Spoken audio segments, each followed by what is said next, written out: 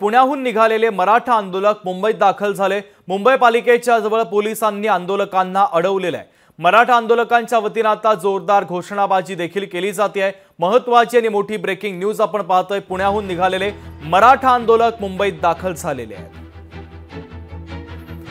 तर मुंबई पालिकेच्या जवळ पोलिसांनी आंदोलकांना अडवलेलं आहे। मराठा आंदोलकांच्या वतीने आता जोरदार घोषणाबाजी केली जाते। मनोज जरांगे पाटलांचं अंतरवाली सराटीमध्ये आंदोलन सुरू आहे, मात्र सरकार या आंदोलनाची दखल घेत नसल्याने आता मराठा आंदोलक आक्रमक झाले। मराठा आंदोलक मुंबईमध्ये दाखल झालेले आहेत। भूषण शिंदे आपले प्रतिनिधी आपल्याशी जोडले जात आहेत, त्यांच्याकडून अधिकची अपडेट घेऊया। भूषण, पुण्याहून निघालेले मराठा आंदोलक मुंबईमध्ये दाखल झाले, ते मंत्रालयाला घेराव घालणार असल्याचं कळत आहे। नक्की शुभम, मराठा आंदोलक ज्या प्रकारे मनोज जरांगे पाटील यांचं उपोषण सुरू आहे त्या उपोषणाकडे कुठेतरी सरकार दुर्लक्ष करत आहे असा आरोप करत सध्या मराठा आंदोलक हे मुंबईत दाखल झालेले आहेत। मुंबईत थांड मांडून बसलेले आहेत। अगदी मुंबईच्या रस्त्यांमध्ये आपण पाहू शकता सध्या संपूर्ण थांड मांडून बसलेले आहेत। मुख्यमंत्री एकनाथ शिंदे यांची भेट घेतल्याशिवाय आम्ही पुन्हा माघारी जाणार नाही अशा प्रकारे त्यांचा मानस आहे। आपण थेट त्यांच्याशी बातचीत करूयात। आता नेमकं काय म्हणणं आहे तुमचं? स्वतः मनोज जरांगे पाटील उपोषणाला बसले आहेत, मात्र अद्यापही सरकार लक्ष देत असं तुमचं म्हणणं आहे। नेमका तुमची भूमिका काय पुढची? आमची भूमिका एकच आहे की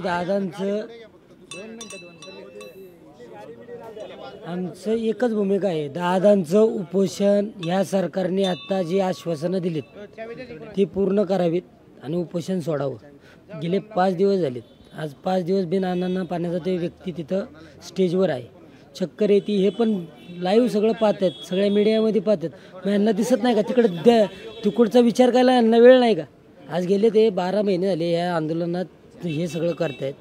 आज 12 महिने झाले तरी ते एवढं मोठं हे होऊ नये। आज सरकार त्यांचे दौरे चालू आहेत, कुठं कोणाचा समारंभ घेतात, कुठं कोणाचा इव्हेंट घेतात, तिकडे त्यांना वेळ, आणि इकडं समाज पर आपला संपलाय।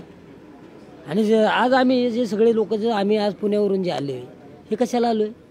बरं, आता आम्हालाही द्यायला वेळ नाही। बरं, पोलीस प्रशासन कुणाच्या सांगण्यावरून हे करते, आम्हाला इथं अडवलंय।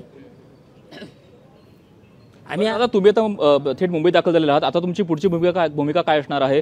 मुख्यमंत्र्यांची भेट घेणार आहात का, किंवा पुन्हा एकदा आश्वासन पदरी पाडून घेणार आहात का? मुख्यमंत्र्यांची भेट घेतल्याशिवाय आम्ही इथून हटणार नाही। परंतु खऱ्या अर्थानं मला वाटतं आपल्यालाही माहिती आहे की सरकार हे कोण चालवतं। मुख्यमंत्र्यांच्या पाठीमागे देवेंद्र फडणवीस साहेब उपमुख्यमंत्री जरी असले तरी सर्व राज्यातल्या नागरिकांना माहिती आहे की ते सरकार चालवतात, आणि आम्हाला कुठेतरी वाटतं की आम्हाला दाबण्याचं काम गृह खातं करते। आता तुम्ही बघताय पोलीस यंत्रणेने आम्हाला वर्षा बंगल्यावर जाण्यापासून रोखले। 5 मिनिटापूर्वी दंगल पथक या ठिकाणी पोलीस यंत्रणेने आणले। म्हणजे तुम्हाला आमच्यावर लाठीचार्ज करायचा आहे का? तुम्हाला लाठीचार्ज जरी केला तरी आम्ही मात्र हटणार नाही। एका लाठीचार्जने 13 महिन्यातलं राज्यातलं मोठं आंदोलन उभं राहिले हे आपण सगळ्यांनी पाहिले। तर पोलिसांची जर परत इच्छा असेल आम्हाला गोळ्या घालायची, आम्हाला मारायची, आमच्यावर लाठीचार्ज करायची तर करा, पण आम्ही मुख्यमंत्र्यांना भेटल्याशिवाय ही जागा सोडणार नाही। आणि आम्हाला विश्वास आहे की आमचा करोडोंनी मराठा समाज मुंबईत राहतो। पुण्यावरून अनेक बांधव निघालेत, पश्चिम महाराष्ट्रातून अनेक बांधव निघालेत।